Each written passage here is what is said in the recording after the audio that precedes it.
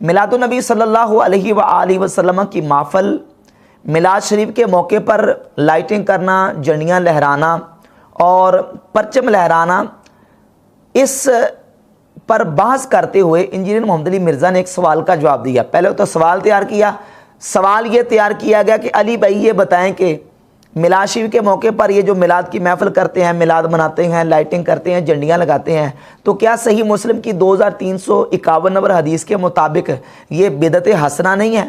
یہ سوال بنایا مرزا نے خود، اور پھر اس سوال کا خود ہی جواب دیا، اور جواب دینے میں اس حدیث کو سامنے رکھ کر جو بڑی مین غلطیاں کی ہیں مرزا نے اور غلط بیانیاں کی ہیں۔ ایک تو یہ ہے کہ اس میں سے غلط بیانی مرزا نے یہ کی ہے کہ اس حدیث کا ترجمہ غلط کیا، اس کا مفہوم غلط پیش کیا، اور دوسرا یہ دعویٰ کیا کہ دیکھیں جی یہ جو حدیث پڑھی جاتی ہے، اس حدیث میں تو جو ہے وہ اچھا طریقہ ایجاد کرنے کے بارے میں، اچھا طریقہ جو ہے اس کے بارے میں کہ جو اسلام میں کوئی اچھا طریقہ جاری کرے، اس میں بدعت حسنہ کی بات تو نہیں ہے۔ حالانکہ اگر تمام حدیث کو دیکھا جائے تو پھر انشاءاللہ مسئلہ بالکل کلیئر ہو کے واضح ہو جائے گا کہ اس میں بدعت حسنہ اور بدعت سیئہ کی تقسیم ہوتی ہے یا نہیں ہوتی۔ ایک تو یہ غلطی کی ہے، اس کا ترجمہ غلط کیا، اور دوسرا کہا جی اس کو ادھورا پیش کرتے ہیں، اس کو پورا مکمل پیش نہیں کرتے، اور پھر اس کے پیچھے جو سیاق کلام ہے اس کو بیان کیا۔ حالانکہ کوئی ادھورا نہیں ہے، نبی کریم علیہ الصلوۃ والسلام نے جو عمومی حکم بیان کیا ہے اس عمومی حکم سے یہی ثابت ہوتا ہے، بدعت کی تقسیم بالکل واضح طور پر ثابت ہوتی ہے۔ اور وہ پیچھے جو واقعہ وہ کچھ اس طرح ہے کہ نبی مکرم صلی اللہ علیہ وآلہ وسلم کی بارگاہ اقدس میں قبیلہ مدر کے کچھ غریب صحابہ آئے، تو نبی پاک علیہ الصلوۃ والسلام نے ان کی حالت پر رحم فرمایا۔ صحابہ اکرام رضی اللہ تعالی عنہم کو حکم دیا کہ تم صدقہ کرو۔ صحابہ اکرام رضی اللہ تعالی عنہم نے نبی پاک علیہ الصلوۃ والسلام کی بارگاہ اقدس میں صدقے کا مال کثیر جمع کروایا۔ ایک صحابی اپنے گھر سے بہت زیادہ کثیر مال صدقے کا لے کر نبی کریم علیہ الصلوۃ والسلام کی بارگاہ اقدس میں حاضر ہوئے، تو اس خاص موقع پر اللہ کے نبی علیہ الصلوۃ والسلام نے یہ ارشاد فرمایا، من سن فی الاسلام سنتا حسنتا فلہ اجرھا، جس نے اسلام میں کوئی اچھا طریقہ ایجاد کیا۔ اب سنہ کا معنی انشاءاللہ میں آگے کروں گا، میں پہلے ترجمہ کر کے بات آگے کلیئر کروں، پھر انشاءاللہ سنہ کے لفظ پر ہم گفتگو کریں گے۔ جس نے اسلام میں اچھا طریقہ ایجاد کیا اس کو اس کا اجر ملے گا، اور جتنے لوگ اس پر عمل کریں گے ان تمام لوگوں کو بھی اس کا ثواب ملے گا، اور ان تمام کے برابر اس اچھا طریقہ ایجاد کرنے والے کو ثواب ملے گا۔ اور اگلا جز یہ ہے من سن فی الاسلام سنتن سیئتن، جس نے اسلام میں کوئی برا طریقہ ایجاد کیا، کانا علیہ وزرھا، اس پر اس کا گناہ ہوگا، اور جتنے لوگ اس برا طریقہ جو ہے اس پر عمل کریں گے ان کو اس کا گناہ ہوگا، اور ان تمام کا گناہ اس برا طریقہ ایجاد کرنے والے کے نامہ اعمال میں ڈالا جائے گا، اور ان کے گناہ میں کچھ کمی نہیں ہوگی۔ یہ تو تھی حدیث۔ اصولی طور پر یہ ضابطہ ہے کہ انما العبرۃ بعموم الالفاظ لا بخصوص الواقعہ۔ جب نبی پاک صلی اللہ تعالی علیہ وآلہ وسلم کوئی عمومی حکم بیان کرتے ہیں، یا اللہ تبارک و تعالی کوئی عمومی حکم بیان کرتا ہے، تو اعتبار اس عمومی حکم کا ہوتا ہے، خاص اس واقعے کا اعتبار نہیں ہوتا کہ اس عمومی حکم کو صرف اس خاص واقعے کے ساتھ جوڑ دیا جائے اور وہاں باقی اس کے علاوہ کسی جگہ پہ اپلائی نہ کیا جائے، ایسا نہیں ہوتا۔ بلکہ انما العبرۃ بعموم الالفاظ لا بخصوص الواقعہ، اعتبار ان عمومی الفاظ کا ہوتا ہے۔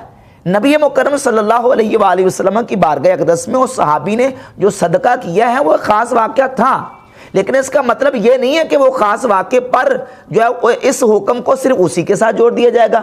اگر یہی بات ہے تو نبی کریم علیہ الصلوۃ والسلام نے جہاں یہ فرمایا کہ جس نے اسلام میں کوئی اچھا طریقہ ایجاد کیا اس کو اس کا اجر ملے گا، تو یہ بھی تو فرمایا نا جس نے اسلام میں کوئی برا طریقہ ایجاد کیا اس پر اس کا گناہ ہوگا۔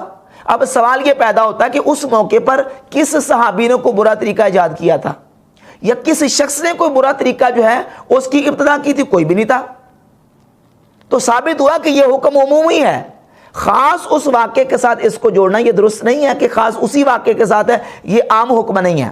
اور پھر عام کی بھی دو قسمیں ہیں، ایک ہوتا ہے عام خص عنہ البعض، اور ایک ہے عام لم یخص عنہ البعض۔ یعنی جہاں عام حکم آ جائے، عام حکم ایک وہ ہوتا ہے کہ اس میں سے کسی بھی فرد کو خاص نہ کیا گیا ہو، عام اپنے عموم پر باقی رہتا ہے، اور دوسری قسم وہ ہے کہ جو عام حکم وہ جس میں سے بعض افراد کو خاص کر لیا جائے۔ اب اس واقعے میں نبی کریم علیہ الصلوۃ والسلام نے جو حکم بیان فرمایا ہے عمومی حکم ہے، اور اس عمومی حکم سے دیگر جو واقعات اور دیگر جو احادیث ہیں ان کی تخصیص ہوتی ہے۔ اس سے پہلے ہم لفظ سنہ پر گفتگو کریں گے اس کے معنی کے تعین کے لیے۔ نبی کریم علیہ الصلوۃ والسلام نے جو یہ جملہ ارشاد فرمایا، من سن فی الاسلام سنتن حسنتن فلہ اجرھا، اب یہ سنہ یا سنو سنتن اس کا معنی کیا ہے؟ آپ کسی بھی عربی لغت کی کتاب کو اٹھا کر دیکھ لیں، سنہ یا سنو سنتن کا معنی ہے اے اوجدہ احدثا ابتداء، یعنی کسی چیز کو ایجاد کرنا، کسی چیز کو پیدا کرنا اور کسی چیز کی ابتدا کرنا، آغاز کرنا، اس کو شروع کرنا، یہ ہے سنہ کا معنی۔ جس طرح صحیح بخاری کی 3335 نمبر حدیث ہے، نبی مکرم صلی اللہ تعالی علیہ وآلہ وسلم نے ارشاد فرمایا دنیا میں جو بھی کسی شخص کو ظلماً قتل کیا جائے گا تو اس قتل کا گناہ آدم علیہ السلام کے اس بیٹے کے اوپر ڈالا جائے گا۔ اول من سن القتل، اول من سن القتل، جس نے قتل کا آغاز کیا، جس نے قتل کی ابتدا کی، جس نے قتل کا طریقہ ایجاد کیا۔ اور اسلام 360 جو وہابیوں کی ایپ ہے اس کو اٹھا کر دیکھ لیں، اس میں یہی لکھا ہے کہ جس نے قتل کی بنا قائم کی، یعنی قتل کرنے کا جو ایجاد طریقہ کیا ہے وہ آدم علیہ السلام کے جس بیٹے نے قتل کا طریقہ ایجاد کیا ہے، بنا ڈالی ہے، ابتدا کی ہے، تمام دنیا میں جتنے قتل ہوں گے ناحق، اس کا گناہ آدم علیہ السلام کے اس بیٹے کے نامہ اعمال میں ڈالا جائے گا۔ اول من سن القتل، جس نے سب سے پہلے قتل کا طریقہ ایجاد کیا۔ یہاں سنہ کا معنی کیا ہے؟ ایجاد کرنا اور ابتدا کرنا۔ اسی طرح صحیح بخاری کی 3045 نمبر حدیث ہے، نبی مکرم صلی اللہ علیہ وآلہ وسلم کے ایک صحابی ہیں حضرت خبیب رضی اللہ تعالیٰ عنہ، حدیث بڑی طویل ہے، جب کفار نے ان کو گرفتار کر لیا، جیل میں ڈال دیا، تو ان کے کو جب ظلماً قتل کرنے لگے تو حضرت خبیب رضی اللہ تعالیٰ عنہ نے ارشاد فرمایا کہ ٹھہر جو، مجھے 2 رکعت نفل پڑھ لینے دو۔ تو امام بخاری رحمۃ اللہ اس حدیث کو لے کے کہ ہوا کان خبیب ہوا سن الرکعتین لکل امرئ مسلم قتل صبرا، کہ حضرت خبیب نے یعنی ظلماً قتل ہونے سے پہلے 2 رکعت کا طریقہ ایجاد کیا۔ سب سے پہلے 2 رکعت کا طریقہ کس نے ایجاد کیا؟ حضرت خبیب رضی اللہ تعالیٰ عنہ۔ اور پھر یہ جو حدیث ہے 2351 نمبر حدیث، اس میں سنہ 2 جگہ پہ آیا ہے، من سنہ فی الاسلام سنتن حسنتن، جہاں من سنہ فی الاسلام سنتن حسنتن آیا وہاں سنہ کا ترجمہ کر دیا رائج کرنا، اور جہاں من سنہ فی الاسلام سنتن سیئتن اگلے ہی جملے میں آیا وہاں ترجمہ کر دیا کہ اسلام میں برے طریقہ کی ابتدا کرنا۔ وہاں سنہ کا معنی ابتدا کیا اور پہلے جملے میں سنہ کا معنی کیا رائج کرنا، حالانکہ سنہ کا معنی کیا ہے؟ ایجاد کرنا، پیدا کرنا، اوجدہ احدثا ابتدا، یعنی ابتدا کرنا اور اس کو ایجاد کرنا اور اس کو پیدا کرنا۔ اسی طرح سنن ابی داؤد میں 506 نمبر حدیث ہے، نبی کریم علیہ السلام نماز پڑھا رہے تھے، حضرت معاذ رضی اللہ تعالیٰ عنہ کی کچھ رکعتیں رہتی تھی، حضور علیہ السلام نے جب سلام پھیر دیا تو حضرت معاذ رضی اللہ تعالیٰ عنہ نے اپنی باقی جو رکعتیں کھڑے ہو کے ادا کی۔ یہ پہلی دفعہ انہوں نے کام کیا، اس سے پہلے یہ سنت طریقہ یہ جو ہے وہ اس سے پہلے یہ موجود نہیں تھا، یہ پہلی دفعہ حضرت سیدنا معاذ رضی اللہ تعالیٰ عنہ نے عمل ایجاد کیا، پیدا کیا، احداث کیا۔ تو نبی کریم علیہ السلام نے فرمایا ان معاذ قد سن لکم، معاذ نے تمہارے لیے ایک نیا طریقہ ایجاد کر دیا ہے، اور جس طرح معاذ نے کیا تم بھی اسی طریقے سے کرو۔ اب حضرت معاذ رضی اللہ تعالیٰ عنہ نے جو طریقہ ایجاد کیا تھا، یہ بھی یہاں سنہ کا لفظ جو ہے وہ ایجاد کے معنی میں ہے اور پیدا کرنے کے اور ابتدا کرنے کے معنی میں۔ دیگر بہت ساری کتب احادیث میں احادیث موجود ہیں کہ سنہ یا سنو سنتن کا معنی کسی چیز کو ایجاد کرنا، پیدا کرنا اور ابتدا کرنا۔ اب یہ جو حدیث ہے من سنہ فی الاسلام سنتن حسنتن، اس کا معنی یہ جس نے اسلام میں کسی اچھے طریقے کو ایجاد کیا، اچھے طریقے کو پیدا کیا، اچھے طریقے کی ابتدا کی، فلاح اجرھا، اس کو اس کا کیا ملے گا؟ اجر ملے گا۔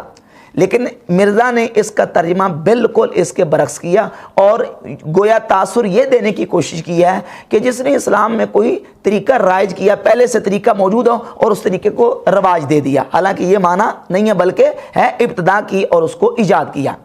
اچھا یہاں ایک اور مغالطے کا میں ازالہ کر دوں کہ یہاں یہ نہ کوئی سنت کا لفظ آ گیا تو سمجھے کہ سنت سے مراد یہاں سنت اصطلاحی ہے. اصطلاحی سنت کہتے ہیں الطریقۃ المسلوکۃ یجری فی الاسلام، وہ طریقہ جو اسلام میں رائج ہو، اسلام میں جاری ہو. سنت سے مراد یہاں وہ نہیں ہے، بلکہ سنت سے مراد کیا ہے؟ طریقہ.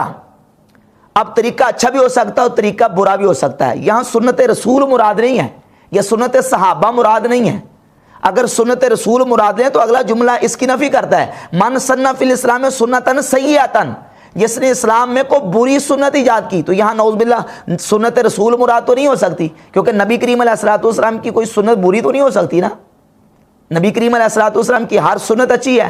تو یہاں سنت سے مراد اصطلاحی سنت نہیں ہے، بلکہ سنت سے لغوی سنت یعنی طریقہ مراد ہے، عادت مراد ہے، اور طریقہ مراد ہے. سنت رسول اور اصطلاحی سنت مراد نہیں ہے. تو یہاں اب مرزا نے یہاں یہ دھوکہ دیا ہے.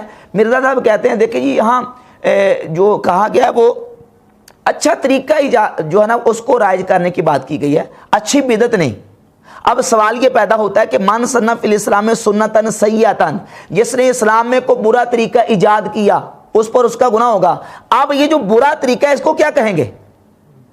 سنتن سیئۃ کو کیا نام دیں گے؟ اس کو کیا نام دیں گے؟ اس کو کیا کہیں گے؟ یقیناً اس کو بدعت سیئہ کہیں گے، اور جو سنتن حسنہ ہے اس کو بدعت حسنہ کہیں گے. اور اس کی تقسیم کیے بغیر چارہ نہیں ہے.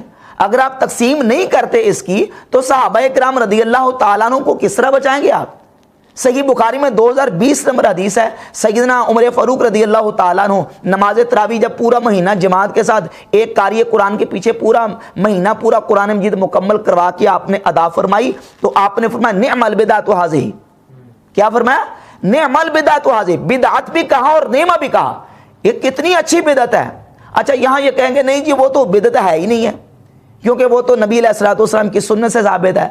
بھائی آپ زیادہ جانتے ہیں یا حضرت عمر زیادہ جانتے ہیں؟ حضرت عمر اس کو بدعت کہہ رہے ہیں، آپ کہتے ہیں بدعت ہے ہی نہیں ہے. اگر وہ بدعت ہے ہی نہیں ہے تو پھر حضرت عمر کیوں کہہ رہے ہیں؟ یہاں پھر وہ تقسیم کریں گے جی بدعت کی قسمیں ہیں. تو بھائی جہاں جس طرح آپ تقسیم کرتے ہیں اس طرح ان حدیث کی روشنی میں محدثین نے تقسیم کی ہے.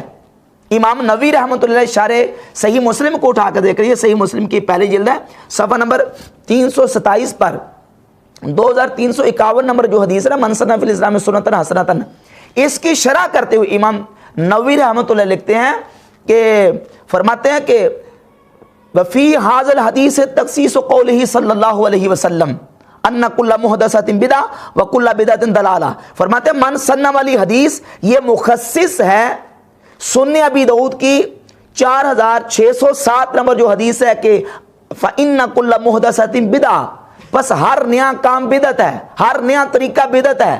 وَكُلَّ بِدْعَةٍ ضَلَالَةٍ، یہ جو حدیث ہے نا اس حدیث کا مخصص صحیح مسلم کی 2351 نمبر حدیث ہے. وہ کس طرح؟ وہ فرماتے ہیں کہ المراد بالمحدثات الباطلہ والبدع المذمومہ، یہ جو ان کل محدثات بدعہ ہے اس سے مراد بدعت مذمومہ ہے اور طریقہ باطلہ مراد ہے. اچھا طریقہ اور اچھی چیز مراد نہیں ہے. کیوں؟ اس لیے کہ صحیح مسلم کی 2351 نمبر حدیث نے اس کی تخصیص کر دی. یہ حدیث مخصص ہے سنن ابی داؤد کی اس حدیث کی. اور مرزا نے جو حدیث پڑھی ہے 4607 نمبر سنن ابی داؤد کی کہ ہر بدعت گمراہی ہے اور ہر گمراہی جہنم میں جائے گی، اس کا پہلے والا حصہ نہیں پڑھا.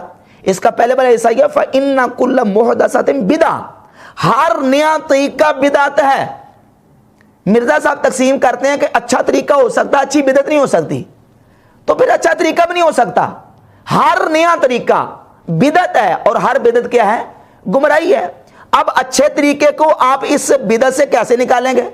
کیونکہ حدیث میں تو فإن کل محدثۃ بدعہ، ہر نیا طریقہ بدعت ہے، وکل بدعۃ ضلالہ، اور ہر بدعت گمراہی ہے. تو اس میں اچھے برے کی پھر فرق نہیں رہ جائے گا. تو کس طرح فرق کریں گے؟ فرق کریں گے صحیح مسلم کی 2351 نمبر حدیث کے مطابق کہ نبی کریم علیہ الصلوۃ والسلام نے خود اچھے طریقے کو ان جو نئے کاموں سے نکال دیا جو برے نئے کام ہیں.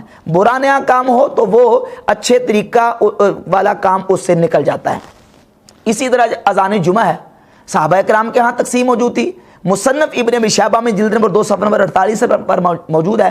حضرت عبداللہ ابن عمر رضی اللہ تعالیٰ فرماتے الاذان الاول یوم الجمعۃ بدعۃ، جمعہ کی پہلی اذان بدعت ہے، یعنی جو نمازیوں کو جمع کرنے کے لیے پہلی اذان دی جاتی ہے یہ بدعت ہے۔ عبداللہ بن عمر جمعے کی پہلی اذان کو بدعت کہہ رہے ہیں۔ اب سیدنا فاروق اعظم رضی اللہ تعالیٰ عنہ نماز تراویح کو پورا مہینہ جماعت کے ساتھ ادا کرنے کو بدعت کہہ رہے ہیں۔ تو فَإِنَّ كُلَّ مُحْدَثَةٍ بِدْعَةٌ وَكُلَّ بِدْعَةٍ ضَلَالَةٌ، ہر نیا کام بدعت اور ہر بدعت گمراہی۔ جب ہر بدعت گمراہی ہے تو حضرت عمر فاروق کی اس بدعت کو گمراہی سے کس طرح نکالو گے؟ الاذان الاول یوم الجمعہ بدعۃ، جمعے کی پہلی اذان بدعت ہے جو حضرت عثمان غنی رضی اللہ تعالیٰ عنہ نے دلوائی ہے، اس کو بدعت سے کیسے نکالو گے؟ صحابہ کرام کو بدعتی ہونے سے، گمراہ ہونے سے نعوذ باللہ کس طرح بچاؤ گے؟ تقسیم کرنی پڑے گی، لازمی تقسیم یہی ہوگی کہ بدعت حسنہ اور بدعت سیئہ۔ خود نبی کریم صلی اللہ تعالیٰ علیہ وآلہ وسلم کی احادیث طیبات سے یہ تقسیم ثابت ہے۔ یہ صحیح مسلم کی 2351 نمبر حدیث مخصص ہے 4607 نمبر سنن ابی داؤد کی حدیث کی، وہ حدیث عام ہے، اور وہ عام ہے خص عنہ البعض۔ میں نے عرض کی عام کی دو قسمیں ہیں، عام لم یخص عنہ البعض اور عام خص عنہ البعض۔ عام لم یخص عنہ البعض وہ ہے کہ جو اپنے عموم پر باقی ہے، اس میں سے کسی بھی فرد کو خاص نہیں کیا گیا، اور عام خص عنہ البعض وہ عام ہے کہ جس میں سے بعض افراد کو خاص کر لیا گیا۔ تو فَإِنَّ كُلَّ مُحْدَثَةٍ بِدْعَةٌ، یہاں کل لفظ عموم کے لیے استعمال ہوتا ہے، لیکن کل وہ ہے، یہ وہ عام ہے جس میں بعض افراد کو خاص کیا گیا ہے، صحیح مسلم کی 2351 نمبر حدیث کی وجہ سے۔ تو یہ بحمد تعالیٰ سارے دلائل موجود ہیں۔ اب مرزا نے یہاں جو ہے نا وہ ایک عجیب منطق اور عجیب راگ الاپا ہے اور کہا کہ نہیں، نیا طریقہ ہو سکتا ہے، نئی بدعت نہیں ہو سکتی۔ تو من سن فی الاسلام سنتن سیئۃ کو کیا کہیں گے آپ؟ بدعت سیئہ نہیں کہیں گے۔ اب اگر من سن فی الاسلام سنتن سیئۃ، جس نے اسلام میں کوئی برا طریقہ ایجاد کیا اس پر اس کا گناہ ہے، اگر وہ بدعت سیئہ ہے تو من سن فی الاسلام سنتن حسنۃ بدعت حسنہ ہے۔ اور اس کی تقسیم خود محدثین امام نووی رحمۃ اللہ علیہ حدیث کی تشریح کرتے ہوئے پہلی جلد کے صفحہ نمبر 327 پر لکھتے ہیں کہ بدعت کی پھر 5 قسمیں ہیں: بدعت محرمہ، بدعت واجبہ، بدعت مندوبہ، بدعت مستحبہ اور بدعت مباحہ۔ یہ 5 اقسام امام نووی رحمۃ اللہ نے خود بیان کی ہیں، اور نبی مکرم صلی اللہ تعالیٰ علیہ وآلہ وسلم کے صحابہ کرام رضی اللہ تعالیٰ عنہ کی تشریحات سے بھی یہ بات بالکل واضح ہوتی ہے۔ لہذا بدعت حسنہ اور بدعت سیئہ کی تقسیم احادیث اور صحابہ کرام کے عمل سے بالکل واضح ہے۔